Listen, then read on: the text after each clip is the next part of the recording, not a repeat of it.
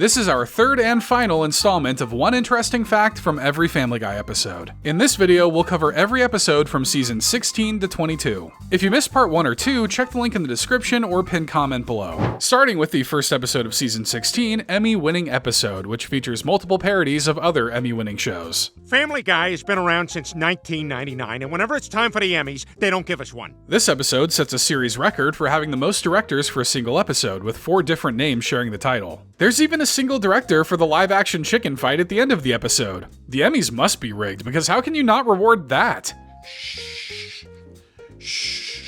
And in Fox in the Men House, Stewie mentions some notable names in his photography club. I feel like I'm the only one sending pics.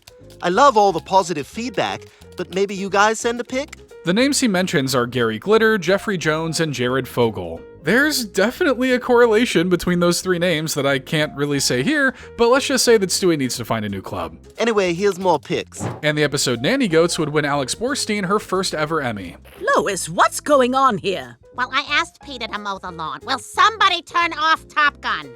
Borstein would win the Emmy for Outstanding Character Voiceover Performance at the 2018 Emmys for her roles as Lois, Barbara, and the episode-exclusive character, Natalia. Not only that, but she would also win the Emmy for Outstanding Supporting Actress in a Comedy Series that very same night for her role in The Marvelous Mrs. Maisel. What do you mean if I die? I've been dead since the minute I said I do. And in Follow the Money, we see the return of 2 lesser-used characters in interesting scenarios. Can I get an iced coffee? Oh, no worries? That barista looks a lot like Brian's ex-girlfriend Jillian, though she's wearing her hair differently and isn't voiced by Drew Barrymore. And later, Connie D'Amico is seen working at an exotic club. Take it off! I want to see if mine look right.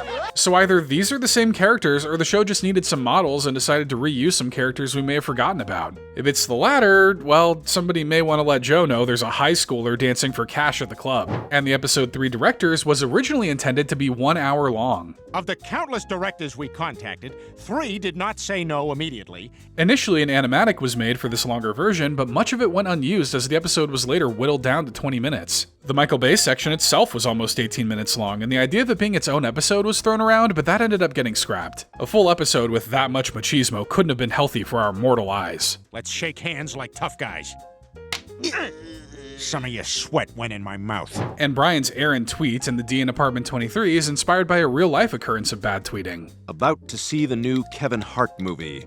Just kidding, I'm white and went to college. In 2013, a public relations executive named Justine Sacco made a very similar tweet before boarding a 12-hour flight. While she was without service, her tweet got slammed with hate and vitriol, and she was fired from her job not long after she landed. So the next time you think you've got a banger tweet, maybe get a second opinion before you let that one rip. Oh, look at that! Huffington Post just picked it up. Buckle up, buddy. And in PDIV, Quagmire tries to decide on a movie to watch. Ladybugs, classic Rodney. A Million Ways to Die in the West? No, thank you. A Million Ways to Die in the West was directed by and stars Family Guy creator and voice of Quagmire, Seth MacFarlane. Maybe he's one of those directors who doesn't watch his own stuff. Or maybe he saw that Rotten Tomatoes score. What the hell? Son of a...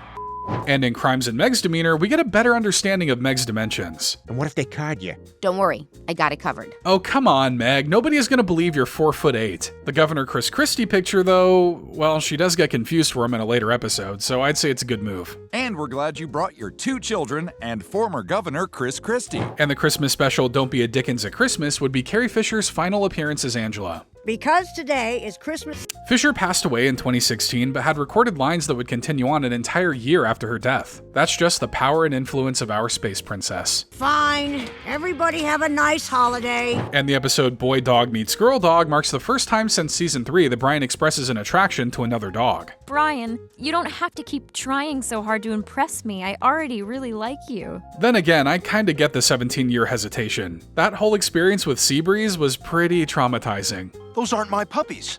Well, and who's Eddie? And in Dog Bites Bear, Stewie gives us his ranking of the Fast and Furious movies. We're going in order from best to worst. 6, 5, 7, 3, I know that's controversial, 1, 4, 2. And according to the team, that ranking comes from longtime writer for the show, Cherry Cheva Prabhadamrong. So if you think Tokyo Drift needs to be much higher, you know who to send your feedback to. So what's the plot? Oh, you don't understand these movies. And in the Cutaway Free episode, Send in Stewie Please, Stewie finally puts a label on what he identifies as. Anyway, fluid is something I hear being tossed around a lot now. but I'm confident in my heterosexuality. Which way Stewie swings has been a hot topic of conversation ever since he gave up world domination in favor of being flamboyant and wearing wigs. But don't worry, this revelation isn't going to get in the way of him being a diva. But do I think that Grant Gustin and I would make the most adorable Instagram couple? Yes, we would. And the episode V is for Mystery is the first time a South Park character made an appearance on the show, though he's been better. This is, of course, the body of Kenny McCormick, who we find in his natural state of being dead all the time. It's hard to believe that after nearly 20 years on the air, we got like 3 Bob's Burgers appearances on the show before a South Park one. But when you hear how South Park's creators talk about the show, maybe it isn't that hard to understand why. We just don't respect it in terms of writing.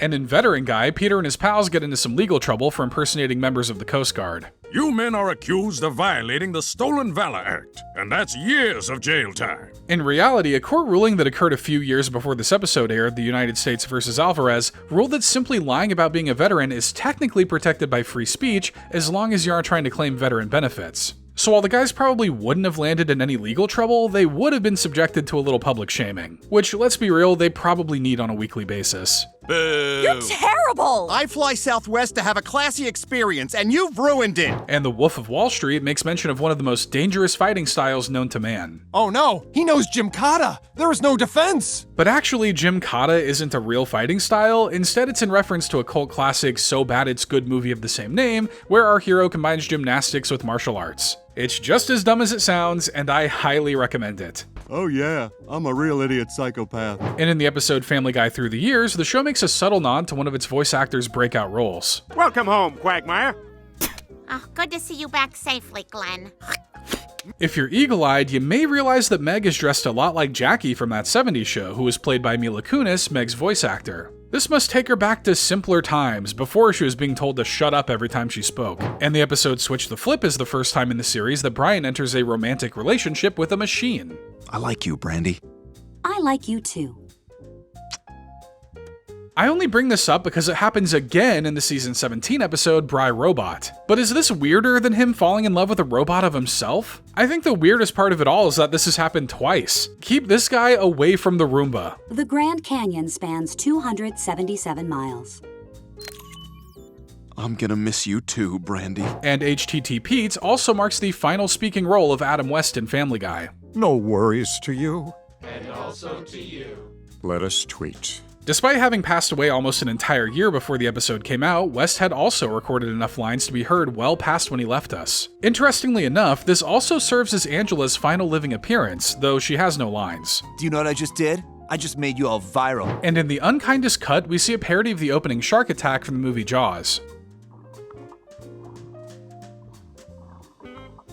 It looks pretty one for one, but at least the shark in Jaws ate the girl. The shark in this episode leaves Quagmire with a fate worse than death. Oh my god, Quagmire lost his And the final episode of season 16, Are You There, God? It's Me, Peter, borrows a scene almost verbatim from a past Family Guy episode. Easy. Whoa, stop. This whole couch moving gag is in reference to the same scene in the episode Blue Harvest, though with less couch being stuck to back action. Easy. Whoa, stop. And in case you didn't know, that scene was entirely improvised by Seth MacFarlane and Seth Green. That's the kind of comedy masterclass you can only get with 2 Seths in the room. And the first episode of season 17, Married with Cancer, has some references to other shows, courtesy of Brian's new girlfriend's erotic bucket list. Jess, I would like to help you cross off every single item on this list. The 2 locations that stand out the most are Moe's Tavern, Homer's bar of choice in The Simpsons, and aboard the Orville, which is the titular spaceship from Seth MacFarlane's Star Trek-inspired comedy series. Everything on that list looks doable, except maybe the one where they have to be holding an Emmy. All except for number 17. I'm allergic to chocolate. But isn't that only if you eat it? And in Dead Dog Walking, we get our first look at Lois's Instagram account. Her name, Daughtry Mom, is in reference to her love of singer Chris Daughtry. And like Peter's account, Peter Pumpkin Eater 69, there is an actual Instagram account by that name, though it's unknown if this is done by the show or a fan. Oh my god, I'm a douchebag! And in the episode Pal Stewie, Stewie makes a callback to a classic 80s movie. This is a little nod to the 1989 Batman movie where the Joker gives a similar gas mask gift to Vicky Vale. Only Stewie isn't looking to dance around to a Prince song like the Joker. Stewie? That's my name. Don't wear it out.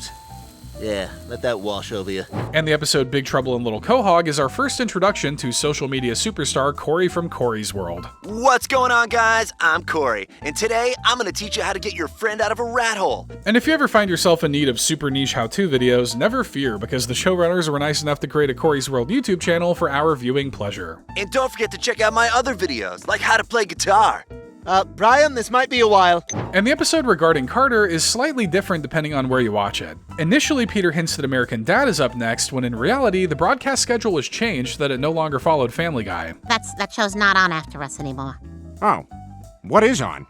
Something as or more successful? On most streaming versions, the show ends in an awkward silence, but on the initial Fox broadcast, a bumper for the upcoming show Rel is shown. The show would quickly be canceled after season 1, so I guess the answer to Peter's question is no. And now I've got something for you to read, genius. It's called The Room. And in Stand By Meg, Chris gets a fact about his heritage wrong. You Jewish? No. It's true if you're Jewish, they cut your dong off with an axe? But actually, Chris is technically Jewish because of the episode Family Guy, where Lois learned that her mother was Jewish, which would make Chris ethnically Jewish even if he isn't practicing. As for the axe question, I have no idea. Clams don't have to worry about that kind of stuff. Mr. Firestone says hello. Ow! Ow! Ow! And in the episode The Griffin Winter Games, Meg comes face to face with an old acquaintance. Lacey Chabert? That's right. This should be my Olympics. Shut up, Meg! No, you shut up, Meg. Unfortunately, that's not the actual Lacey Chabert voicing herself, but actress Mai Whitman. We'll get her back one day. She's this show's White Whale. Lacey Chabert! And the episode Con Heiress has a character whose full name is made up of over 50 names. Some of these include Fairchild, Brooke Pritzker, Davenport, Von Stolen, Monty Python, Ellisworth, Aston Martin. And one of those names actually gives away the inspiration for this joke, as Monty Python had a name skit that was very similar. There's nothing funnier than wasting time, I suppose. She goes by Pip. Pip? And the episode Pawtucket Pete features a Simpsons cameo, while also lending itself a cameo to The Simpsons on the very same night. Smithers, who is that young go-getter? That's a character from another show, sir. And the same night this episode aired, the Simpsons episode 'Tis the 30th Season also had a Family Guy cameo, signifying the purchase of Fox by Disney. I'm glad they learned how to play nice after all these years. I was the It Boy in 2006. And in Hefty Shades of Grey, Chris and Meg have some very similar interests. Hey Chris, what's up? Just relaxing, listening to some of Charles Manson's music. He also later makes mention that he enjoys the music of Bette Midler. Turns out, those two names are always on Meg's mind, whether she wants them to be or not. In the episode Road to the North Pole, Meg is shown to have the voices of both of them speaking to her in her mind. Not sure what Midler's connection is to the other psychos, but I've got my eye on her. Softer voices in my head is all I really want for Christmas this year. And the episode Trump Guy decided to switch out one politician for another. What'll you have, disgraced political oddity Roger Stone? I'll take the 5th.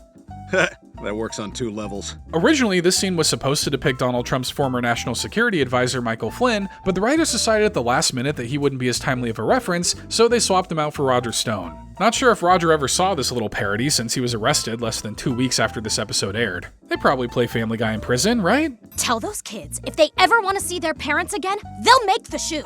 And in Bry Robot, Brian tries to make a pretty questionable purchase. Yahoo answers, is Anton Yelchin's Jeep for sale? Ooh, shame on you, Brian. Anton Yelchin was an actor most well known for his role as Chekhov in the Star Trek reboot movie and was tragically killed when he was pinned against a gate post by his Jeep rolling down a hill. As if driving a Prius wasn't embarrassing enough, now Brian wants a dead man's car. It's legitimate memorabilia. And trans fat kinda muddies the waters that is Family Guy's continuity. Then, at the age of 14, I had an epiphany. It was so clear. I was a girl trapped in a boy's body. Ida claims that she transitioned 47 years later, making her roughly 60 at the time of this episode. But if you recall the episode Foxy Lady, Quagmire is revealed to be 61 years old, and that was 10 years prior to this episode. You were born in 1948? Yeah.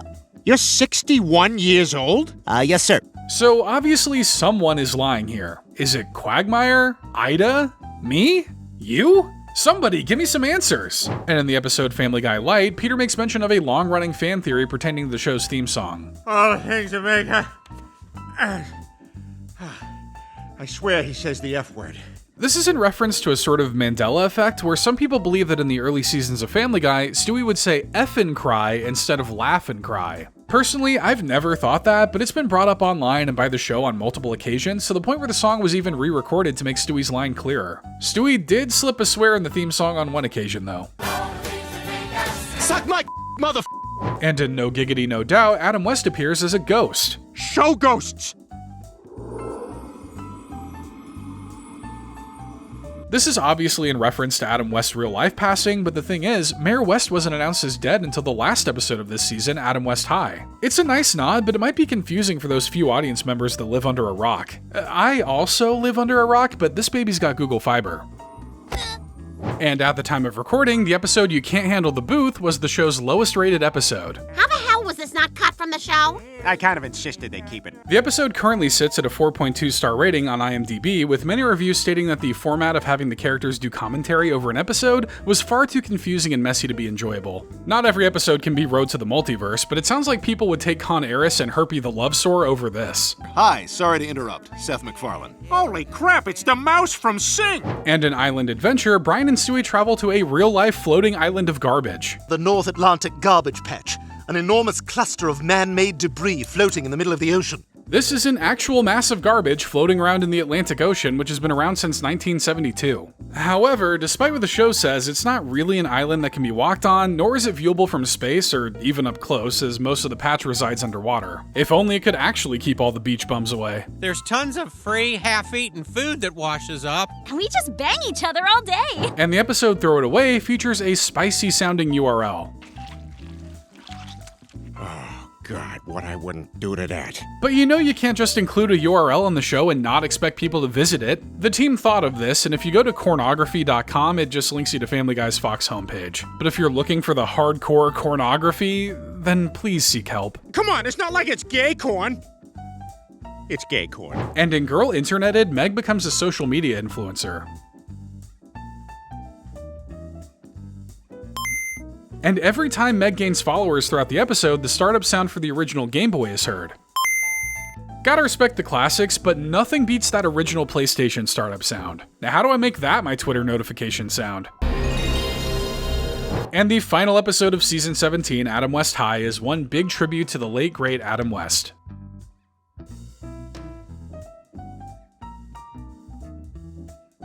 The episode honors him in multiple ways, including a brief tribute to the character, the credit song overlaid with the 60s Batman theme, and a live-action bit as the final send-off for the actor. It's a great example of how much he meant to the show, the Family Guy team, and the millions watching at home. So I'm here to ask you to make me the mayor of your town.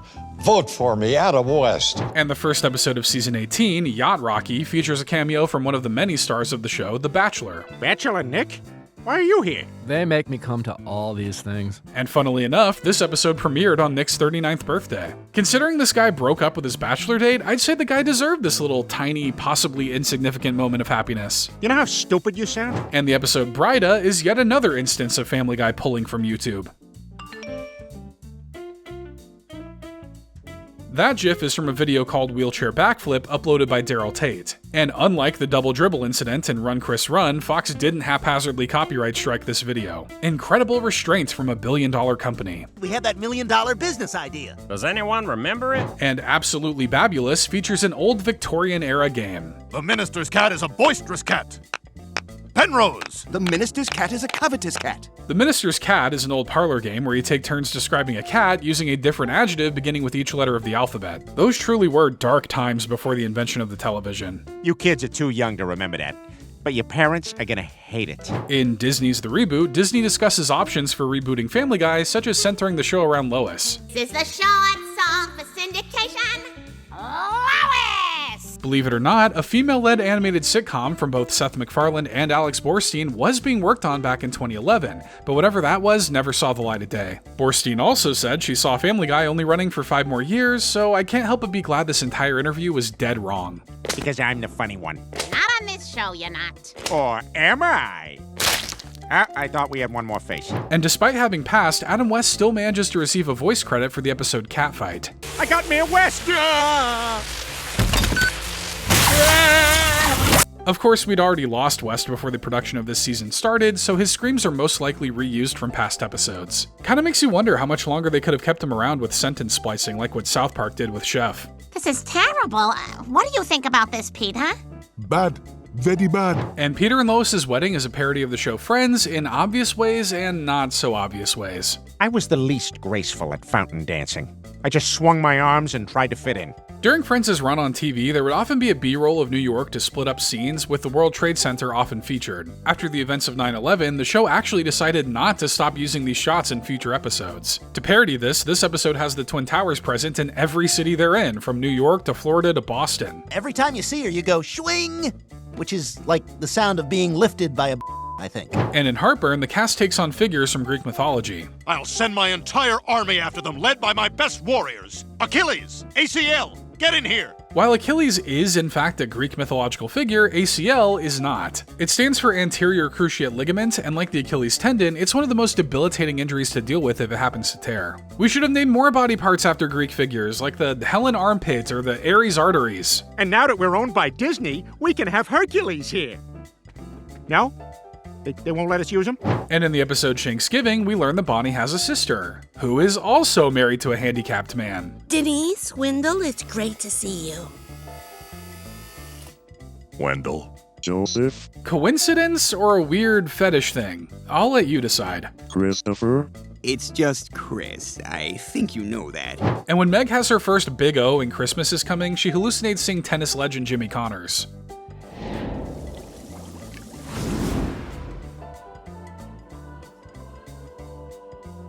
The clip is from Connors' performance in the 1991 US Open quarterfinals match, where a past his prime Connors defied all expectations and won his way to the semifinals with a thunderous crowd behind him. So a large outpour of uncontrollable happiness and emotion. Yeah, I'd say that checks out with what Meg just experienced. What just happened?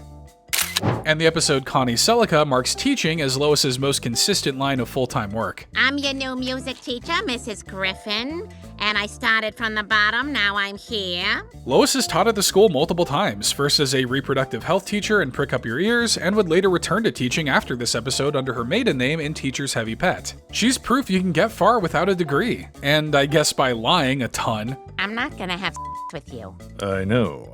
I just farted. And in Shortcuts, Brian contemplates getting neutered. I've wanted to cut your balls off for years, but the fact that you're choosing to do it yourself is so much more satisfying! But Brian may have already been neutered, as seen in Blind Ambition. Maybe he just got a vasectomy that time? Can dogs get vasectomies? Please let me know, as that is not something I want on my browser history. Thank you. Boy, I'd really like to chew on my crotch right now. And in the episode Undergrounded, Meg has an important announcement. Bad Moms 1 and 2 are available on most streaming platforms? As you may have guessed, Bad Moms and its sequel, A Bad Moms Christmas, both star Meg's voice actor Mila Kunis. Look, if Peter can name drop the Orville every couple of episodes, surely Meg's allowed to try to get her bag too.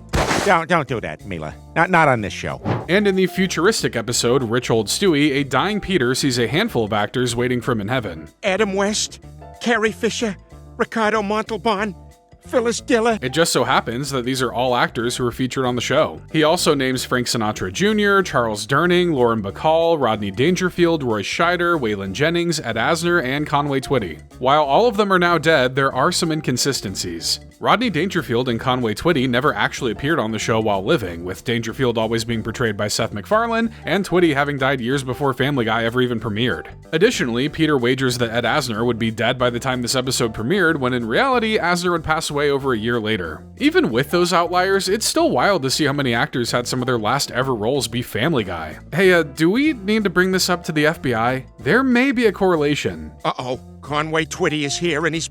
And in The Movement, Peter has a suggestion for a new national anthem. I give you your new national anthem.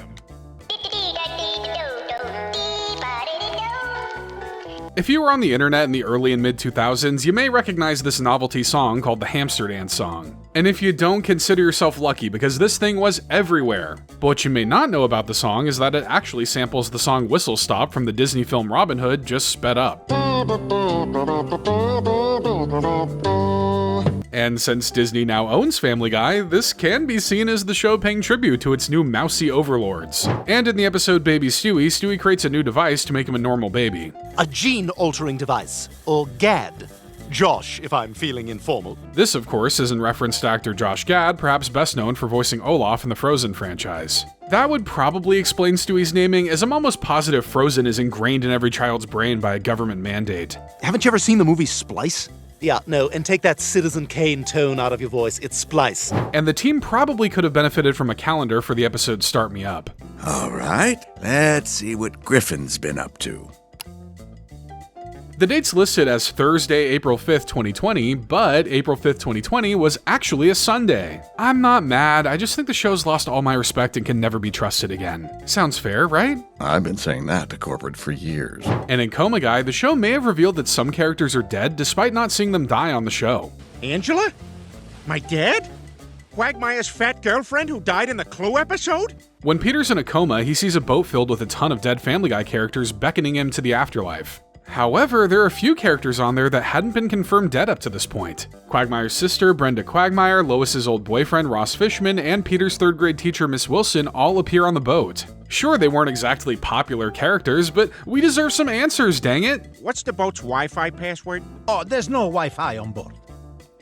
I don't want to go! And in the episode Better Off Meg, we get to see an updated version of Meg's ID. She was burned beyond recognition, but identified by her driver's license. This puts her at 5'2" and her weight at 156 pounds, while her fake ID, previously seen 2 seasons ago in Crimes and Meg's Demeanor, listed her at 4'8" and 160 pounds. So it looks like she shed some weight and gained a few inches. Man, I am really learning more about Meg's measurements than I intended. The usual, please.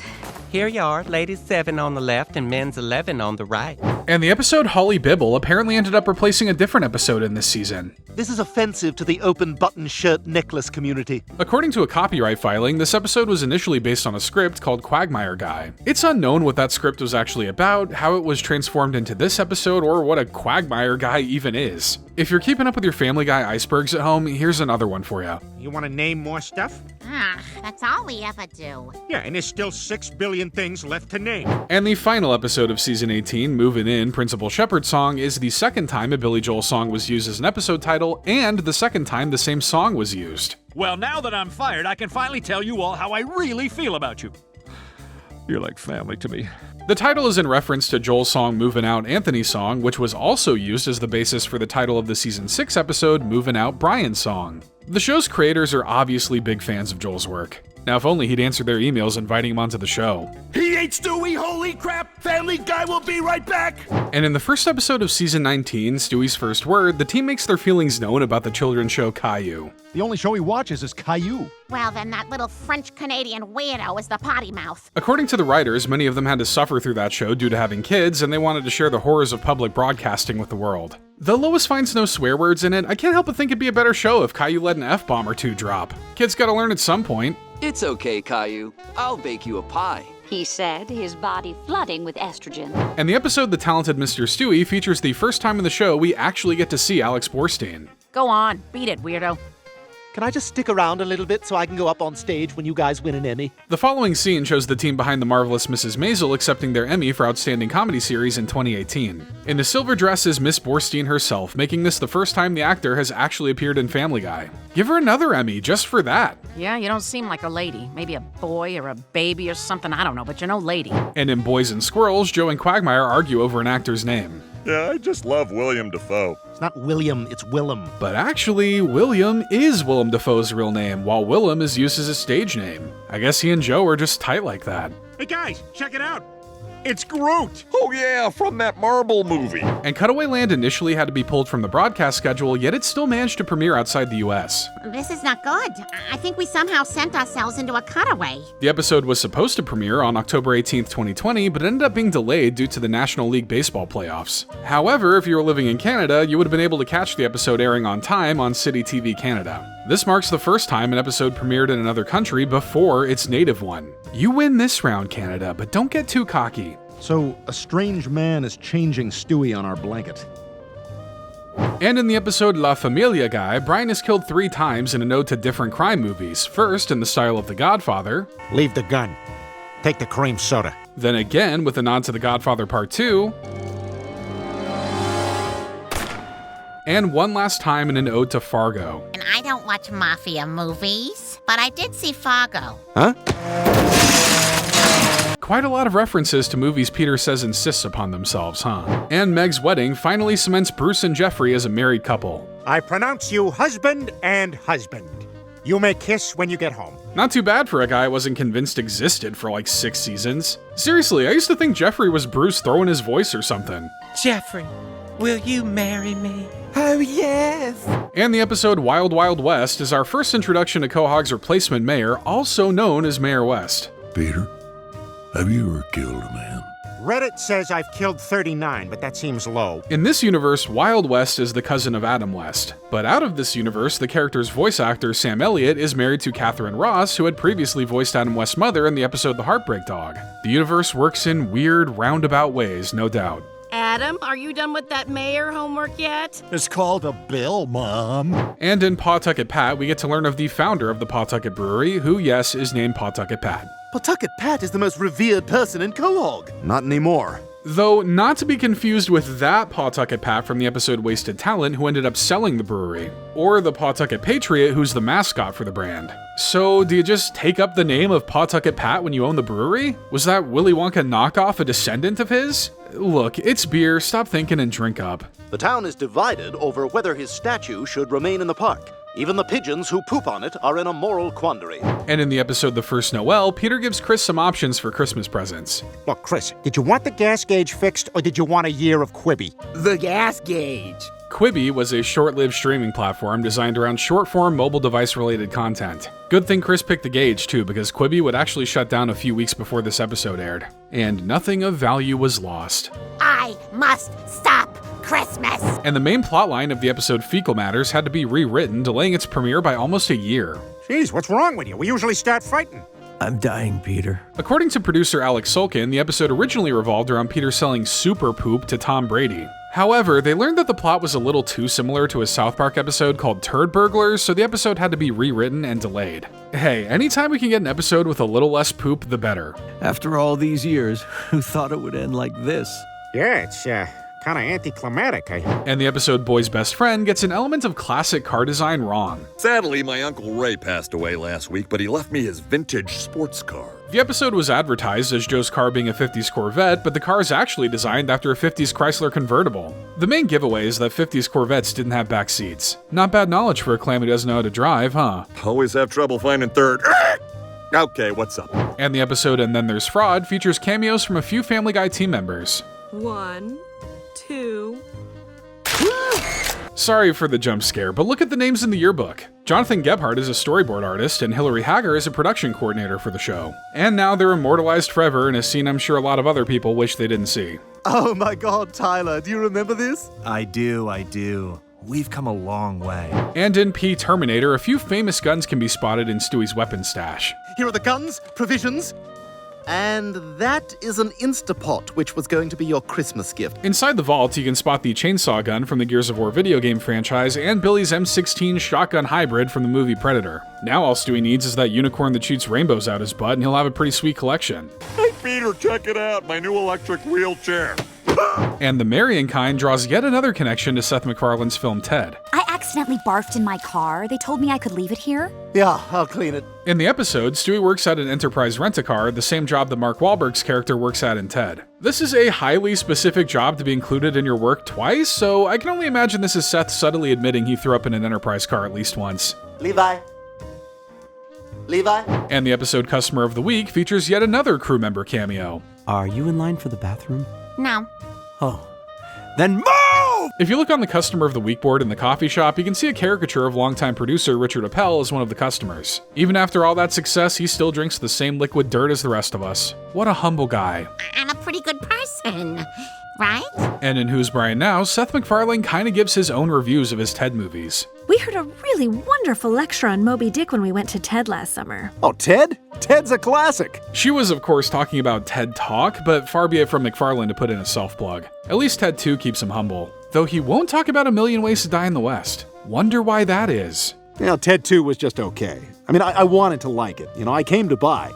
Really long courtroom scene. Really long. And in the episode Young Parent Trap, Peter shows his age and how he tries to give out his phone number. Can we get your number? Sure. We're Lakeside 47... He's kidding. We'll hit you with the digits. Before area codes became a thing, telephone exchanges used to be a combination of letters and numbers, with words like Lakeside being abbreviated to LA followed by the number. Except this practice was abandoned in the mid-60s, which I figured was when Peter was born. He's just a man of simpler old times. I bet he'd drive a horse-drawn carriage if he could. We're old. We hate this. And in Meg Goes to College, Meg contemplates joining a sorority at Brown University. Are you interested in pledging for Alpha Alpha Delta Pi? Yeah, I hear you guys throw all the best parties. Alpha Delta Phi is one of the largest and most well-known sororities in the world, but as it turns out, Brown University actually doesn't have a chapter at the college. They do have an all-gendered literary society called the Alpha Delta Phi Society, but that sounds more book-ready and less keg-standy. They don't let us out of the pile. They're so mean, Meg. They're so mean. And in the episode Family Cat, the whole idea of cat mind control is somewhat based on real science. What's toxoplasmosis? Oh, it's nothing. Just a parasite found in cat feces. That's a very real thing, and while mind control is a bit dramatic, it can cause neurological and behavioral changes in a host. While this can be minor in humans, studies in rats have shown that infected vermin may lose their fear of other animals, making them easier prey for cats. Luckily, there are no cats underwater, so I'm all good. There aren't aquatic cats, right? You're mine now, Meg. And the last episode of Season 19, Tales of Former Sports Glory, marks the first proper time Cleveland's father is seen in the show. When I was 9, my father took me to my first baseball game. Despite this being LeVar Brown's first acknowledgement on the show, he was a frequently recurring character on The Cleveland Show. That reminds me, how come we haven't seen Cleveland's mom on the show?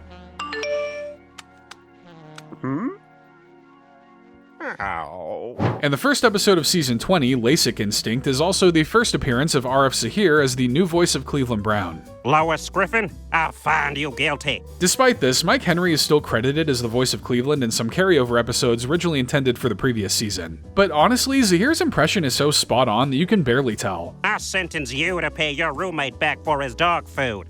Whatever dumb this one's about. And the episode Rock Hard is dedicated to the memory of comedian Norm Macdonald, who had passed away a month before this episode aired. He had the good sense to die before we could see him at the Pechanga Casino and go, oh my God, that's him? His time on the show was brief, but he'll be remembered forever as the dry, self-deprecating voice behind death in his first appearance back in Season 2. Oh, the doctor. Well, I guess he must know, right? I mean, he's a doctor and everything, and I'm just, death. And the episode Must Love Dogs takes place during Halloween, so there are a ton of references in the costumes. Look, it's Matt Foley from Saturday Night Live. I don't know who that is. I just came from a meeting at work. Despite what he says, Peter is dressed as Chris Farley's character from SNL, Lois is dressed as Marge from The Simpsons, Meg is dressed as Robin from Stranger Things, Mayor Wild West is dressed as Borat, Brian is Danny Zuko from Grease, Stewie's that guy with the big mouth from that one GIF, and Peter swaps in another GIF costume, this time of Robert Redford nodding from Jeremiah Johnson. Halloween really has gone from dressing up as monsters to dressing up as a meme everyone will forget in about a week, huh? And people get that? Yeah, everyone's dressed as gifs. And an 80s guy, Doug uses his Elmo radio to call back to base camp. Elmo play with you at least 500 yards from school. I'm having trouble hearing you, Elmo. Are you there? This may be a reference to the fact that abuse allegations were once raised against Kevin Clash, the longtime puppeteer of Elmo. However, his case was dismissed, but that doesn't mean Elmo's in the clear just yet. Don't let his childlike nature fool you. Elmo is elite and holds a darkness behind those eyes. I'm not exactly the, I don't know, slick cucumber everyone thinks I am. And in brief encounter, Stewie's employed by Doug to take out what he believes to be a stuffed cat. Beat it! You don't want to see what I'm about to do to Miss Tiggy Winkles. And he picked a good knife for the job, using the Night Slasher knife from the 80s action film Cobra. The perfect knife if you can't decide if you want to stab or punch your enemy, so you decide to do both. Oh my God! I can't read! And in the episode Cootie and the Blowhard, Brian celebrates his 10th birthday.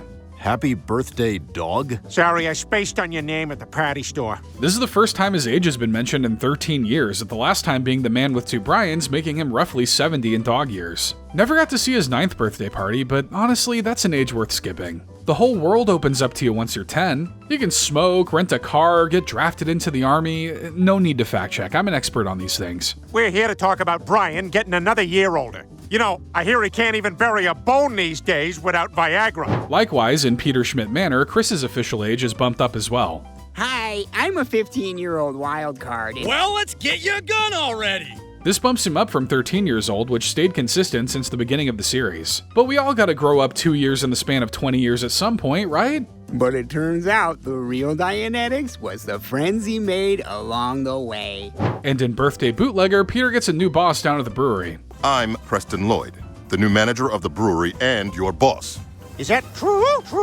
Lloyd is voiced by Peter Macon, who also plays the character Lieutenant Commander Bortus in Seth MacFarlane's other show, The Orville. Peter's former bosses, Bert and Sheila, are just gone. No word or goodbyes, just gone. I'd say an investigation should be in order, but let's be real, you didn't even remember their names until just this moment, right? I've been sober for 46 years. How old are you? 46. And in the film noir parody episode, The Fat Man Always Rings Twice, Peter's character gets the girl and the two plan for their wedding. Please join Mac and Hetty in Hawaii on December 7th, 1941. Well, marriage is a great time to get life insurance, especially considering December 7th, 1941 is the date of the Pearl Harbor attacks in Hawaii. The real murderer's behind bars, and the greater Boston area has seen its last bad priest. And Christmas Crime shows off the hottest new Christmas toy, the Happy Asking Panda.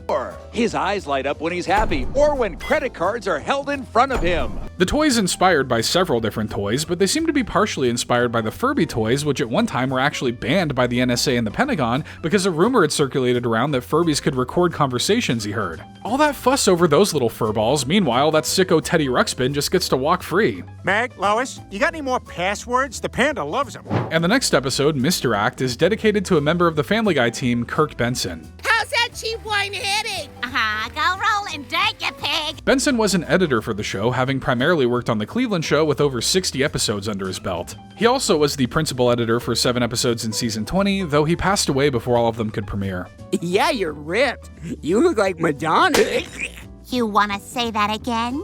And in The Lois Quagmire, there's an interesting coincidence between this episode and Stephen King's It. Why don't we just shove him in the sewer? Let the clowns have at him. I'm good with anything that keeps Pennywise off my job. The name of the dead guy they're talking about is Georgie, which happens to be the name of the young boy that gets dragged into the sewers by Pennywise at the beginning of the movie It. Oh, Pennywise has a bone saw down there because they don't exactly make sewer drains man-sized. He's stuck! Oh crap, it's Lois! Peter, what the hell is going on? And the episode Lawyer Guy introduces us to Peter's newest neighbor in a long time, Brick Baker. You're supposed to be over here suing my neighbor. Peter, I am your neighbor. While neighbors like Dan Aykroyd, Chevy Chase, and Rob Gronkowski have all come and gone after their initial episode, Brick would appear again in the episode Prescription Heroin, making this the first time the neighborhood gained a permanent resident in the neighborhood since Joe in season 1. Oh, Baker has idiot insurance. My mama didn't raise no dummy, and I'm here to get you money. That almost rhymes! And like Alex Borstein and the talented Mr. Stewie, Seth Green makes his first physical appearance in Family Guy in the episode HBO No. You should take an intense face run at Backstory Beach. And while Chris does that run, he witnesses clips of Seth Green in the show Greg the Bunny, the movie Can't Hardly Wait, and the show Dads. No wonder it makes Chris break down and cry. I haven't heard of any of these. Can't believe we're doing Big Little Lies and I'm the train guy. And the episode Hard Boiled Meg features the voice talents of Flynn Rider himself, Zachary Levi. All right, Meg.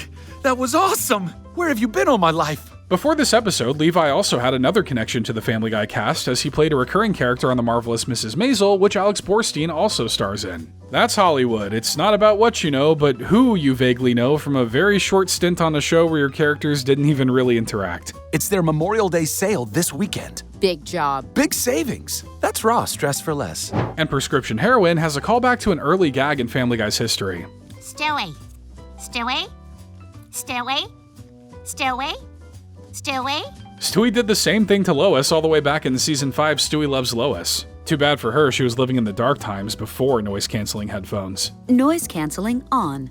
Audible presents Times We've Been Nude by all 3 Hemsworths. And the episode All About Alana features the second collaboration between Seth MacFarlane and guest voice actor Elizabeth Gillies. Stewie, eat your vegetables. Okay, that's pretty good, but I'm on to you. MacFarlane and Gillies previously collaborated on the EP Songs From Home in 2021, and the two would later reunite for a Christmas album in 2023 called We Wish You the Merriest. Sounds like she's reliable on an album, just maybe not as reliable around your family. It seems today that all you see is violence in movies and sex on TV. And in Girlfriend A, Lois blasts off after seeing The Handsome Handyman. We have liftoff on Operation Thirsty Housewife. The scene of overjoyed ground control operators is actually from the landing of NASA's Curiosity rover on Mars in 2012. Unfortunately for Lois, there are no handymen on Mars, but that's what the Curiosity rover is there to discover. That's a heck of a way to spend $2.9 billion. Well, it's still a bit moist, but should dry up soon. Don't count on it. And the episode First Blood is the third episode in the season in which Meg doesn't have any lines. Well, Meg insisted that one corner of the grill be vegan, and then she ate a rib in front of everybody. This continues the long-running record of Meg being the one Griffin with the least amount of speaking appearances in each season. I guess they just think Mila's making too much money. Won't be long before Seth ends up voicing Meg too. And the last episode of season 20, Jersey Boar, has another case of an advertised voice actor not making it into the show. We're auditioning for a new Romeo. The parents of the boy we cast said he needed emergency conversion therapy. Chris's love interest in this episode, Heather, was originally advertised as being voiced by Madison Hu, but the role was ultimately voiced by Rachel McFarlane for unknown reasons. There's only 3 things guaranteed in life: death, taxes, and hearing a McFarlane in a Family Guy episode. That's it! I quit! I am too pretty and rich to put up with this. In the first episode of season 21, Oscar's Guy has a pretty roundabout moment for Chris's voice actor, Seth Green. I can't seem to get this giant 1991 computer into the back of my van. In the parody of The Silence of the Lambs, Chris portrays the film's serial killer, Buffalo Bill. Seth Green has previously stated that Chris's initial voice was inspired by this character, and after a hint to it in the show here and there, Green finally gets the chance to do his full-on impression. It kinda sounds like Green is leaning back into the Buffalo Bill inspo in more recent episodes too. Being a shrill, screaming teenager for 25 years has got to have hurt the vocal cords.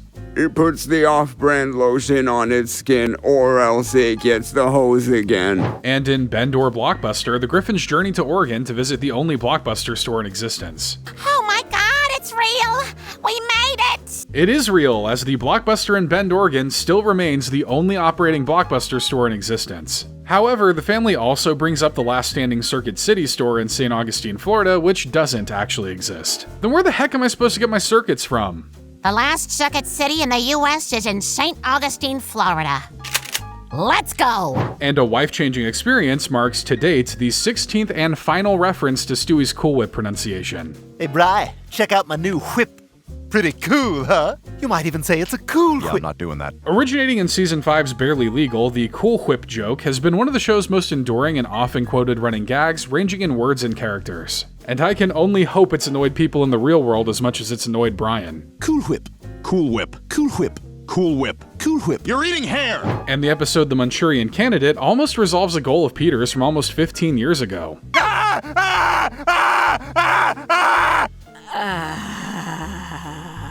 Maybe he's just acting terrified because Lois is there, but if you think back to 2007's Bill and Peter's Bogus Journey, Peter stated he always found Barbara hot and actually tried to sleep with her at one point. Though I don't think hypnotized foreplay was exactly on the menu.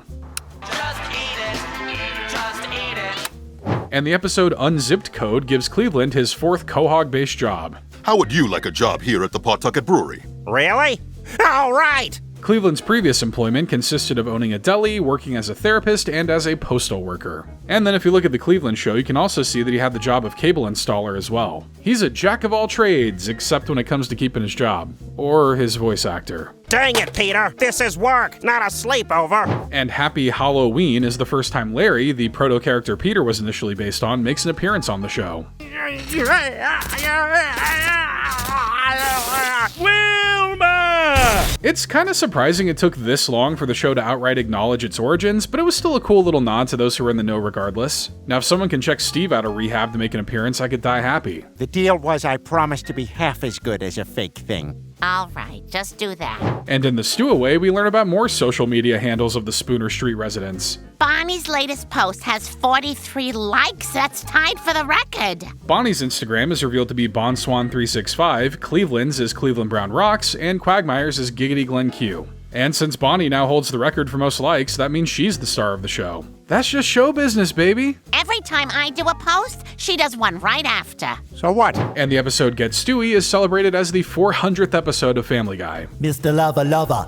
Mr. Lover Lover. In reality, it's actually only the 397th episode to be released. But what is true is that the episode was pitched to the producers by Seth MacFarlane, who at this point was pretty hands-off on the creative side and only really did voice work for the show. Leave it to Seth to know a little thing or two about crazy outspoken fans. Boo! Meeber rules! Pretzel the baby! I'm one of her adult fans. And the episode Carney Knowledge sees the return of a voice actor whose character had long been killed off. I'll bang you in the porta potty back by the very loud generators. The one that smells like all different peas mixed together? Brian's Carney girlfriend Amber is voiced by Nicole Sullivan, who for the longest time voiced Muriel Goldman before the whole getting stabbed in the back thing. And now her voice can live on through what I can only describe as a punk rock magazine cover come to life.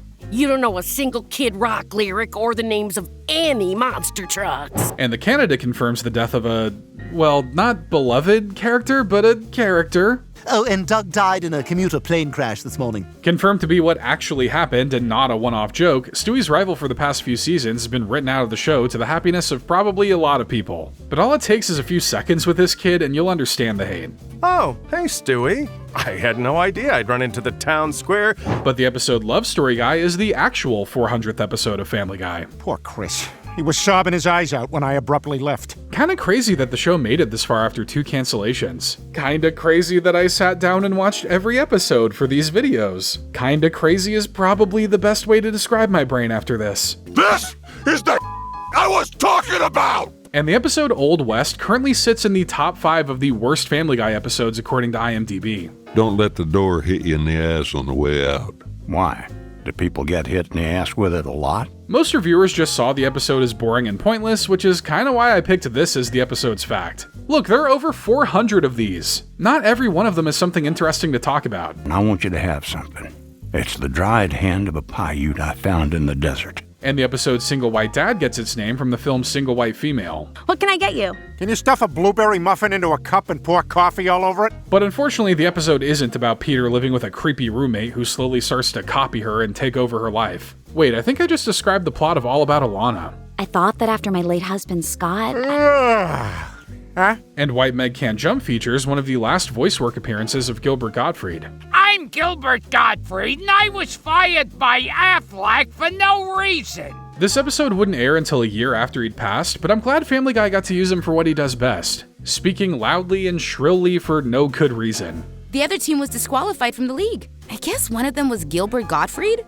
I have to do something. And the episode Adoptation features cameos from 2 adult animation powerhouses. I backed up all the way into the show before us. Wife talking about her dream. Both Bob from Bob's Burgers and Homer from The Simpsons appear in this cold opening. Makes sense, as all 3 shows have a lot in common. They all center around bumbling families, they're produced by 20th Century, and they've all won the Emmy for Outstanding Animated Program. Oh, wait. Why are there 2 sets of prices? One's the Emmy winner discount. And in the episode The Bird Right, Chris makes a bold claim about Reese Witherspoon that actually ended up having some truth to it. No, I'm glad her husband Jim Toth failed at Quibi, reportedly straining their Hollywood super marriage. Regardless of if anything Chris just said is true, Witherspoon and Toth would announce their divorce a month before this episode aired. And these episodes are usually written like a year in advance, so now I have to wonder just how much the writers know about celebrity relationships. I guess if the show goes under, there'll always be TMZ for them. Identity compromised, abort mission. And a bottle episode is actually named kind of ironically. Sometimes all a family needs is a change of scenery to strengthen their bond. A bottle episode is a term used to describe an episode of television that typically takes place in one location with a limited amount of characters and props to save money. What makes this ironic is that a good chunk of the episode takes place in an entirely different city that gets returned to multiple times. The bottle in the title comes from the shampoo bottle in the plot, and that is a bottle worth going insane over. Yo! That's borderline huge, Mom! The size is misleading. And Vatman and Robin features a guest appearance from Saturday Night Live alum Jay Farrow. These are the giant vats that hold all of the brewery's beer. You must protect them at all costs. Farrow voices Moses, an elderly night watchman at the brewery, and he previously had a role as Quahog newcomer Brick Baker. You're telling me he voices 2 characters? So unheard of for the show. Surprised to see me? We can't actually see you. Yeah, you're still in the shadows. Damn it! And in the episode From Russia with Love, we get to see Meg speak some pretty solid Russian. At the Brian Griffin. Tu Kralevo Instagram? Which didn't seem to be very difficult considering Meg's voice actor Mila Kunis is fluent in Russian, with it actually being her first language. Spasibo skuchat, Kunis. If you watch enough super dark videos on the internet, eventually you're gonna learn Russian. And the last episode of Season 21, Adult Education, marks the first time in nearly 25 years that Meg was voiced by Rachel McFarlane, though only as her singing voice. There goes the Onion Man. He smells like heaven. Before Mila Kunis, before Lacey Chabert, there was Seth MacFarlane's sister taking on the role of Meg in the originally unaired pilot for Family Guy. For that very brief time, one could actually believe that Meg was just a normal girl and not the family's little weirdo. I remember when Stewie was born. He was the only baby I've ever seen who came out smiling. And the first episode of Season 22, Fertilized Meg, sees the 3rd time a griffin has been pregnant. Guys, I think my water just broke. Oh, right, I forgot we were doing that. Lois had her own pregnancy episode with the band Partial Terms of Endearment, and unfortunately, there's also a Stewie pregnancy episode with season 13, Stewie is enceinte. It must be embarrassing when your toddler brother has a baby before you do. She's beautiful. And in Supermarket Pete, Joe and Brian get caught up in a podcaster turf war featuring some that are a little close to home. I claimed this cold case for cereal. Not if I record a Dateline first. The trio that joins the fray are the hosts of the podcast A Typical Disgusting Display, who all work on Family Guy in some capacity. Alex Sulkin is the co-showrunner, Julia Sharp is a co-executive producer, and Janice Cruz Brooks is a sound editor. Can't even call this a shameless plug, just a little nod for those of you in the know or those of you who read IMDb trivia. Please, rate and review my life. And in the episode A Stash from the Past, Peter's convinced to get a reverse mortgage on his house after seeing a commercial with Tom Selleck. This isn't my first rodeo, and I wouldn't be here if I thought reverse mortgages would hurt anyone. In reality, Tom Selleck has been a spokesperson for All Reverse Mortgage Inc. since 2016, and this episode was kind of a hit piece on the whole concept. Sorry, Family Guy, but I don't think this episode really speaks to my generation. We can't even afford a mortgage, so how am I supposed to reverse, slide to the left 2 hops this time when I don't even have? I turned my back on you, and I turned my back on my mustache. And the episode Old World Harm has a little hint about the culprit behind Peter and Lois almost getting their body parts removed. Before we harvest the organs of these 2 young meatbags, we need to decide who gets what. On the body part division chart that Lois finds, we see a number of people have called dibs on their body parts. And on Peter's end, someone named Joey is planning to claim his legs. Now I wonder who that could be. Did you get the legs? Damn it! No. It's fine. And in Baby It's Cold Inside, we learn what date Peter and Lois's wedding anniversary is. You know what today is? Yeah, Donald Sutherland's birthday.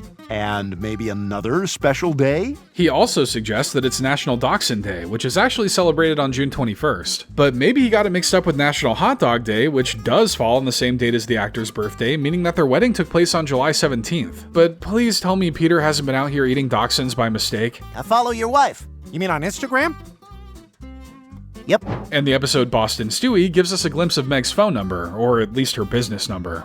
Go get a business plan, some seed capital, and an S-Corp registered in the state of Delaware, and then maybe we'll talk. When Meg's setting up her fans-only business, we see her phone number on her small business form to be 401-555-0189. But because it's a 555 number, it doesn't connect to anything cool when you try to call it. It's not like I tried, because I'm desperate for some cake-sitting content, though.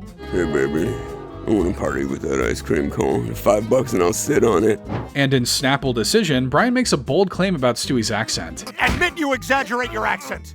Admit you wear shirts from museums you've never been to. Brian's actually right on the money, because in season 16, Send In Stewie Please, Stewie admits he does put on a British accent for confidence. But he also said he's never told anyone this. So if Brian does know, then it's nice of him to play along with it for all these years. Especially since that shtick would have gotten old really fast. This is so stupid. You're stupid! And the episode Baking Sad is the second episode in the series to reference the show Breaking Bad, and the second to do so with a baking pun. I think my tears falling into the batter must have made these cookies taste different. Not different.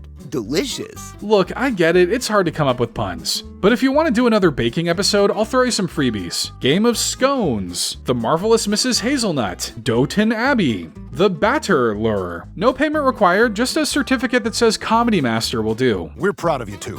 Now we got cookies to make. Give us those tears. And in The Return of the King of Queens, Peter gets challenged to name 100 sitcoms whose pilot begins with someone showing up at the front door.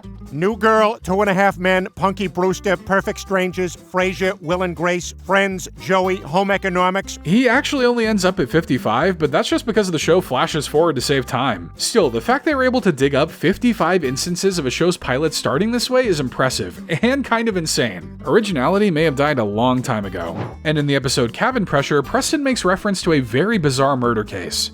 I hate it up here. The small town pace, the pressure to relax, the barn owl that pushed my wife down a staircase. This is in reference to the 2001 death of Kathleen Peterson, who was found dead at the bottom of her stairs by her husband Michael. Because of the bizarre nature of her death, many theories arose over the cause, including that a barn owl may have flown into the attic and attacked her, knocking her down the stairs. Preston has every right to be scared. That owl may still be out there looking for another victim to pin a murder on. How can Preston fire me if he can't get inside? And in Teacher's Heavy Pet, a scandalous picture of Lois makes its way to Reddit. The soap acts like a bikini, hiding everything. There's a subreddit for that. Let me see if it's there yet. Well, there was a subreddit called r/Soapkini, but it was banned due to lack of moderation. But there's a subreddit for everything, so Lois will probably make up that Reddit gold in no time. You made it. Soapkinis. A lot of upvotes. And as of right now, Take This Job and Love It is the final episode in which Brian does not appear. Ever since I was a kid, I always pictured myself being an international spy. This marks the 7th episode in which Brian doesn't appear, ranking him 4th for the least amount of episode appearances from the main cast, coming in behind Peter at number 1, Stewie at number 2, and Lois at number 3. Even Donna gets an appearance in this episode. She's coming for your spot, Brian. Got it, M. Or is it maybe MHM, and you pronounce it M is fine. And Lifeguard Meg has an odd coincidence with the show it aired after. The only lifeguard test left is for you to run all sultry in slow motion. That little jingle is from The Benny Hill Show and is commonly used in comedic chase sequences. Oddly enough, the show that aired right before this episode, Animal Control, also aired an episode with this song before this one premiered. Whoever owns the rights to that song was eating good that night. Okay, we can work on that. And the episode Fat Actor makes reference to a current event that actually affected this season of the show. And thanks to the unnecessarily long writer's strike, we were unable to write a third joke for this speech. This is in reference to the 2023 Screen Actors Guild strikes, which halted the production of both television shows and movies, including Family Guy. That's why season 22 is only 15 episodes long, the first season to break the trend of 20 episodes in almost 8 years. Remember to tip your voice actors, everybody. And in the final episode of season 22, Faith No More, God's mailbox number is 777. You will never do stand-up comedy. I forbid it. In biblical numerology, 777 is often considered to be a representation of the Holy Trinity, or the Father, the Son, and the Holy Ghost. Which now makes me wish we could have seen more of Jesus' supposedly cool ghost sidekick. What did you do, you little twerps? Oh my God, God! And that's every Family Guy episode. If you're wondering where season 23 is, it's still being released at the time of this writing, and we'll have a whole separate video covering that one once it finishes up. In the meantime, if you want to see more great Family Guy videos, be sure to subscribe to the channel and check out our other interesting fact videos if you haven't already.